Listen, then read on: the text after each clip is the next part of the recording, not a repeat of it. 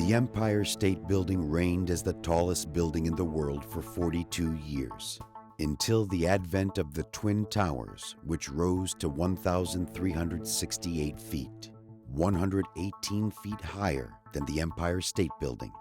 Although that same year, the Sears Tower, recently renamed the Willis Tower in Chicago, rose to a height of 1,450 feet, becoming the tallest office building in the world from 1974 to 1998. Subsequently, several new skyscrapers in the Far East rose to not only competitive, but also groundbreaking heights. 2 International Finance Center in Hong Kong at 1,364 feet. The Jin Mao Building in Shanghai at 1,380 feet. In 1998, the Petronas Towers became the tallest buildings in the world at 1,482 feet, eclipsing the Willis Tower by 32 feet. In 2004, Taipei Tower rose even higher at 1,670 feet, besting the Petronas Towers by 188 feet.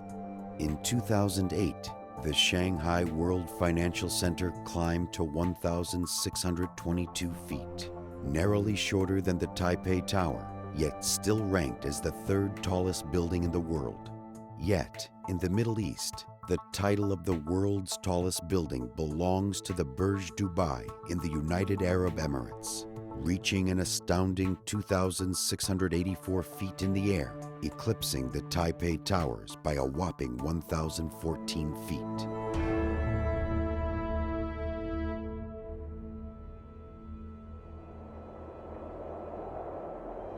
The Empire State Building, the world's greatest skyscraper. There are dozens upon dozens of great skyscrapers in the world. Why the Empire State Building? Conceived at a time when New York was racing toward the sky, automotive and financial whiz John Jacob Rascom, along with 4-time Governor Al Smith, had a dream to build the tallest office building in the world. It all started on Thompson Farm, which later became the home of America's first family of fortune, the Astors. It was the site of America's first great hotel, the Waldorf Astoria. The Waldorf was demolished in 1930 to make room for Empire State, and the building began its ascent during the Great Depression. However, the Depression proved to be a blessing in disguise for the Empire State Building. The builders were able to recruit the best group of skilled laborers ever to have worked on one building. This was because the construction industry remained dormant during the dark years of the 1930s. To the credit of the builders, the Starrett brothers, many of those men have been immortalized in a plaque in the lobby, giving a gentle nod of acknowledgement to the great work of the tradespeople, who were forever captured in the images by the incomparable social photographer Louis Hine.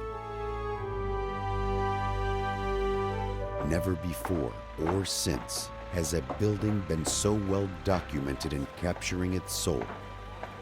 Hine's exquisite pictures tell not only the story of its construction, but also the feeling of pride, passion, and dignity of the 6,500 workers who had a hand in its creation.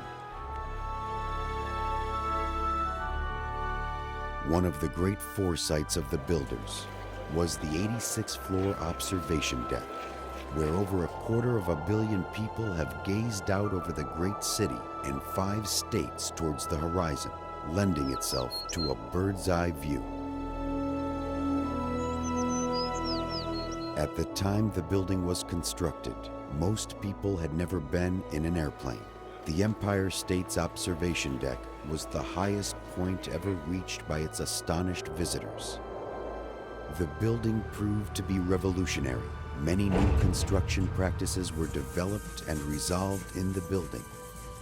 The genius of the Starrett brothers essentially created the invention of many prefabricated practices that are still in use today. To this day, the Empire State Building remains the #1 tourist attraction in New York City. For over 4 decades, when many of the world's great skyscrapers were erected, the Empire State Building was the tallest in the world. Its design is classic, and with its location at 34th Street and 5th Avenue, it represents the ultimate icon, the crown jewel of the world's greatest skyline. Architecture is an art that embodies our lives on a daily basis. The genius of the building's architects, Shreve, Lamb, and Harmon, is widely recognized by the American Society of Civil Engineers, which lists the Empire State Building as one of the 7 wonders of the modern world. As a stage, it has hosted many of the world's greatest personalities. How about the top of the Empire State Building? And has become a star yes, in its own right. Perfect. It's the nearest thing to heaven we have in New York. The land upon which it sits is historic. It was here that George Washington fought as the country gained its independence. The building reflects the spirit of a country and stands not only as a symbol for New York, but the undisputed artistic monument of international stature. It rose in only 1 year and 45 days, and at $41 million, came in well under budget. It survived the economic calamity of the Depression and the impact of a World War II bomber. It is visible from 80 miles away when standing on land, and from well over 100 miles in the distance from an airplane. It is the first thing that a visitor sees when entering the city of New York. It's New York's Great Lighthouse. It is the workspace of 9,000 people in its 2,700,000 square feet. A $500 million restoration has not only added cosmetic luster to its interior, it is also one of the most ecologically efficient buildings in the world. While it was rising, and as it does today, it provides the best show in town. Its subtle deco grace, its poetry in glass, steel, and stone, its mythic modernism, its regal presence stands alone as the pinnacle of great buildings. The Empire State Building remains an enduring and beloved symbol, secure in its place in the past, present, and the future. The Empire State Building, the one, the only, the world's greatest skyscraper.